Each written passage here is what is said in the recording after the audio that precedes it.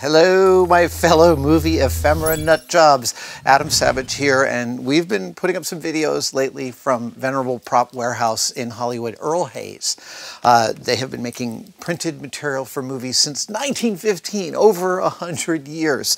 And by printed material, I mean everything you see that's printed on a piece of paper in a movie has to be made somewhere, because movies are fictional and brands are real, and movies want to be able to clear the stuff that they put in the background. And so this is a warehouse archive of over 100 years of movie memorabilia and things like mid-century CIA identification cards.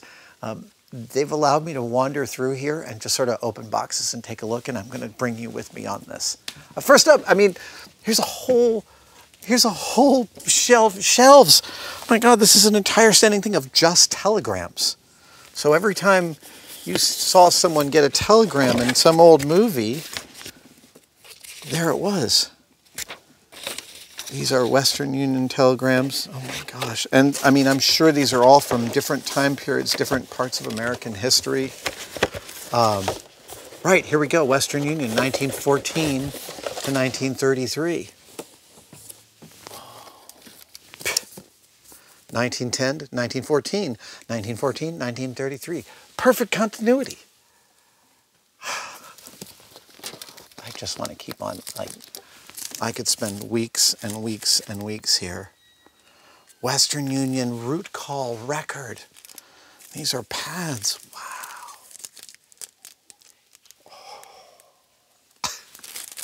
I feel like, okay, I'm going to pause for a second and tell you a little story about me so you just know how much I love this stuff. I've been replicating props my whole life. But maybe one of the first perfect simulacrums I ever made was for nefarious purposes. When I was a sophomore in high school, I made my own version of the hallway pass that they gave us out in high school. And not only that, I actually took a hallway pass I had with the office secretary, Miss Prusak's signature on it. I'm sorry for mentioning her by name, but I know she's probably still mad at me about it. And I made a rubber stamp of the office secretary's signature so I could actually put the correct signature on my hall passes. And I even went so far as to, I realized that the office typewriters they had, which was an IBM Selectric, was the same model my mom had, and had a spacing issue that I replicated between two of the lines of text. Yeah, so even at 15, I was going on deep dives for replication. So being in a place like this where they're carefully matching an entire history of Wells Fargo Pony Express telegraph letters, places like this speak deeply to my soul. There is a real sympathetic magic in replication. Every postage stamp, look at this. All right, let's take a look here. Wow. 2-cent stamps. Look at this.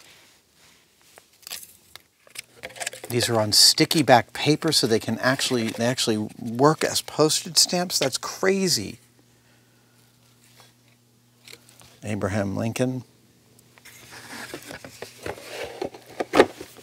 And that's just one. And this entire shelf is postage stamps. We have stationery. Yes. Envelope stationery from the United States Embassy in Moscow.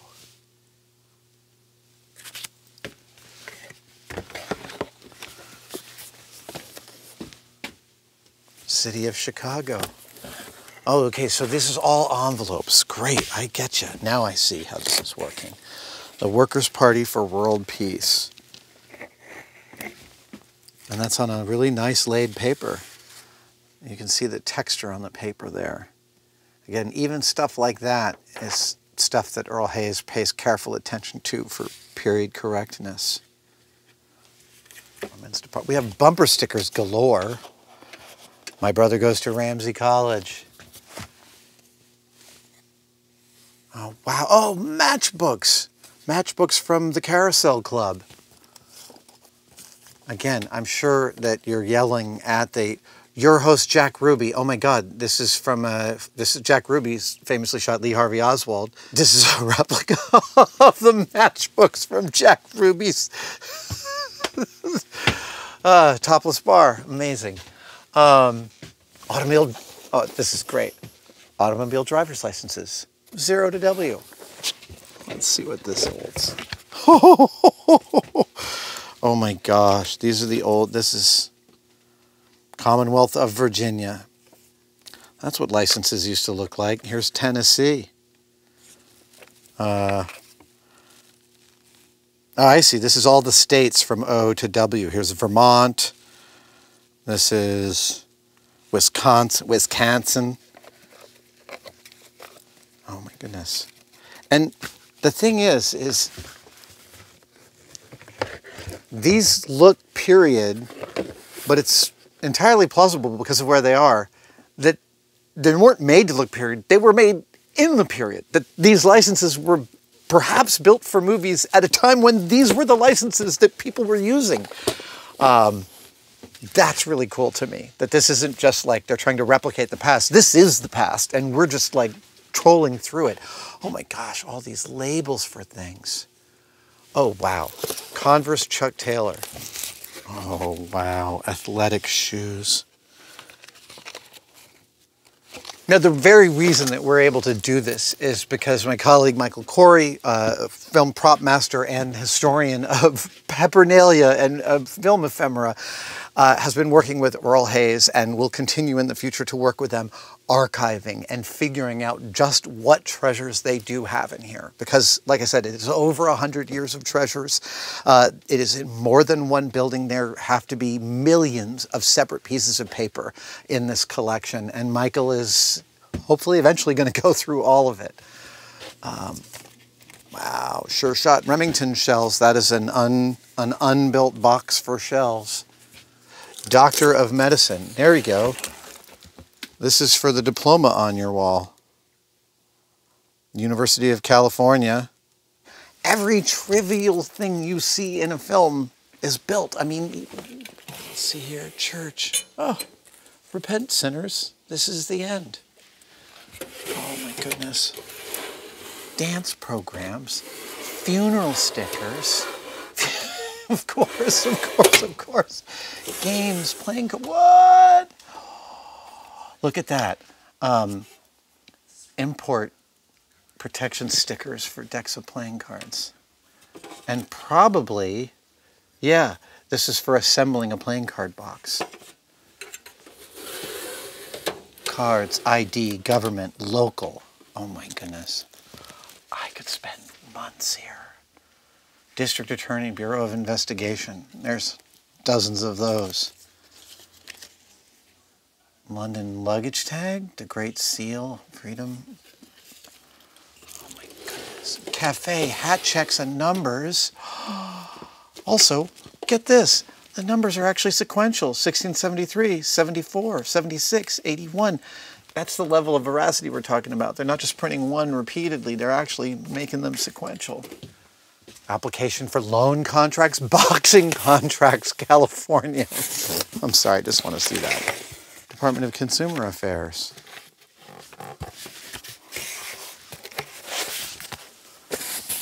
Indictment, bill of sale, application for insurance. Just, what a rich mine. Programs, hotels, foreign government letterhead envelopes, calendars. NASA. Let's go look for NASA. Security parking stubs. Oh my God. Just insane. Ooh, ooh, ooh, ooh, ooh. I found some instructions for a lem. Oh, here it is. Okay, there's a whole bunch of those. It's all the same page. That's the command module for Apollo. Doesn't say necessarily which command module. Oh, here we go. Here's some. Oh, yeah, NASA. Here we go. This document contains hazardous operations. Launch countdown procedure, KSC. Oh, here's the NASA stuff. Lots of. Ooh, ooh. Apollo 18.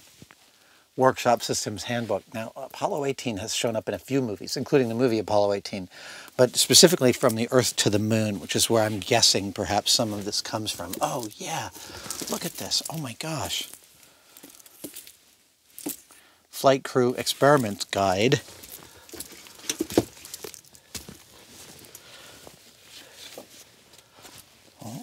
Oh, United States Air Force Flight Plan XRV. Oh my God. Yeah. I love we've got the worm logo. Oh, look at that. Manned spacecraft. This is a pass for going to mission control. Press pass. Worm logo. Johnson Space Center. Oh my God, that's great. Oh. Every single piece of paper in this entire procedure of buildings of over 100 years of ephemera, every single piece of paper starts with a writer writing a story and a director wanting to interpret it, bringing in prop masters and designers to execute the pieces of this fiction. And Earl Hayes has been here for 107 years putting those pieces together to meet that vision. I mean, you think about the hundreds of thousands, millions probably, of person hours in all of this ephemera as this is just all people laboring over the tiniest beautiful details to tell a story. It's really thrilling. I was sitting here thinking, I gotta, you know, for a good narrative arc, it'd be great if I could finish on something I was super crazy excited about. And I just found the money shelves.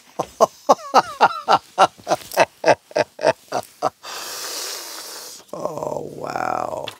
Fake money from everything. Oh my God, stacks and stacks of it. Look at that. Look at that. Oh my goodness.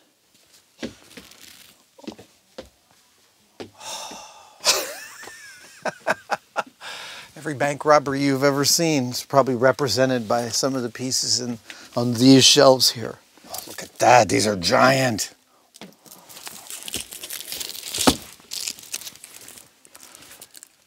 Oh my God, they're gorgeous. Look at the multiple color printing here on this. The reds and the greens and the blacks. These are German marks from the 20s.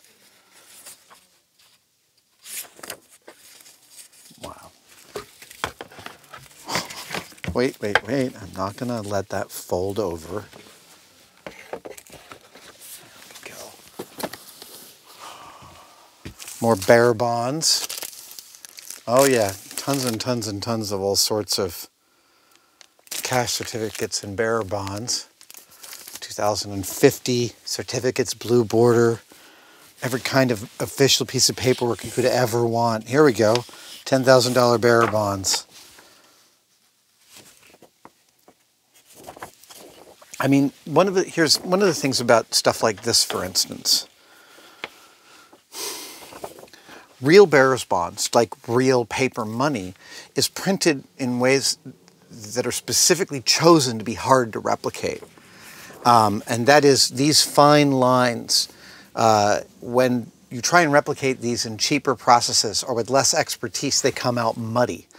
And so in order to make stuff look like real certificates and real money, they have to actually follow similar super rigorous procedures for printing that actual printing presses that make money do.